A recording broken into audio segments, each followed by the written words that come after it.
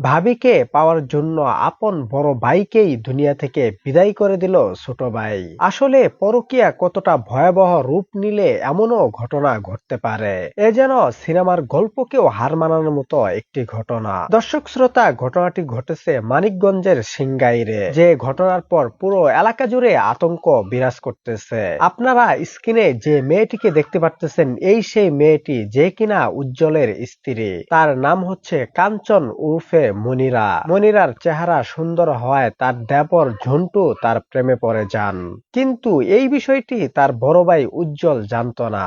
উজ্জ্বল এবং তার ছোট ভাই ঝন্টু পরিবারের অভাব অনটনের কারণে তারা দুইজন সিঙ্গাপুরে পাড়ি জমান। সেখানেই তারা কয়েক বছর যাবৎ বসবাস করে আসতেছিলেন। তখনই ঝন্টুর সঙ্গে মাঝে মধ্যে যোগাযোগ করত মনিরা। এই যোগাযোগ থেকেই তাদের দুইজনের মধ্যে প্রেমের সম্পর্ক গড়ে ওঠে। তাদের প্রেম এতটাই গাঢ় হয় যে এক পর্যায়ে ঝন্টু, যে কিনা প্রবাস থেকে সোজা চলে আসেন বাংলাদেশে, এসেই মনিরার সঙ্গে ওই সকল সম্পর্কে জড়িয়ে যান।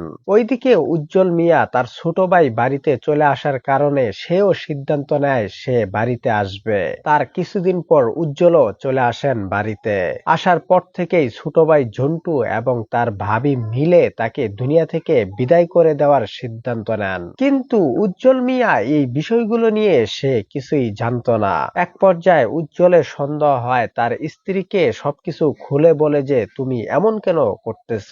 তখন তার স্ত্রী মনিরা, যে কিনা তার স্বামীর সঙ্গে অন্যরকম আচরণ করতে থাকে এবং তার সঙ্গে এক পর্যায়ে ঝগড়া ফেসাদে জড়িয়ে যায়। উজ্জ্বল মিয়া বাড়িতে আসার 9 দিন পর তার স্ত্রী তাকে চেতনানাশক খাওয়ায় রাতের বেলা। তারপর তাকে এলোপাতাড়ি ভাবে আঘাত করতে থাকে। যখন উজ্জ্বল মিয়া অজ্ঞান হয়ে যায় তখন সে ঝন্টুকে সেখানে আসতে বলে। ঝন্টু মিয়া সেখানে আসার পর তার বন্ধু মাসুদ মিয়াকেও সেখানে নিয়ে আসেন। তারপর তারা তিনজন মিলে তার গলায় ওড়না পেঁচিয়ে দুনিয়া থেকে বিদায় করে দেন এবং তারা তাকে রাতের বেলাতেই একটি খালের পাড়ে নিয়ে যায়। সেখানে নিয়ে তার পেটের ভিতরে একটি পাথর বেঁধে সেই পানির মধ্যে ছেড়ে দেয় এবং তারা সকালে উঠে অন্যরকম অভিনয় শুরু করে। তারপর উজ্জ্বলের বাবা গিয়ে পুলিশকে জানায় যে তার ছেলে হারিয়ে গিয়েছে। এইদিকে উজ্জ্বলের লাশ 18 দিন পর সেই খালের উপর ভেসে আসে। তারপর এলাকাবাসীরা এই বিষয়টি নিয়ে পুলিশকে জানায়। পুলিশ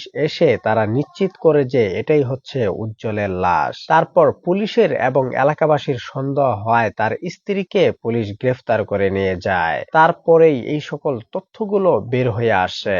পরবর্তীতে ঝন্টু এবং মাসুদকেও পুলিশ গ্রেফতার করে। বর্তমান সময়ে আপনি কাকে বিশ্বাস করবেন? সবাই এরকম স্বার্থপর।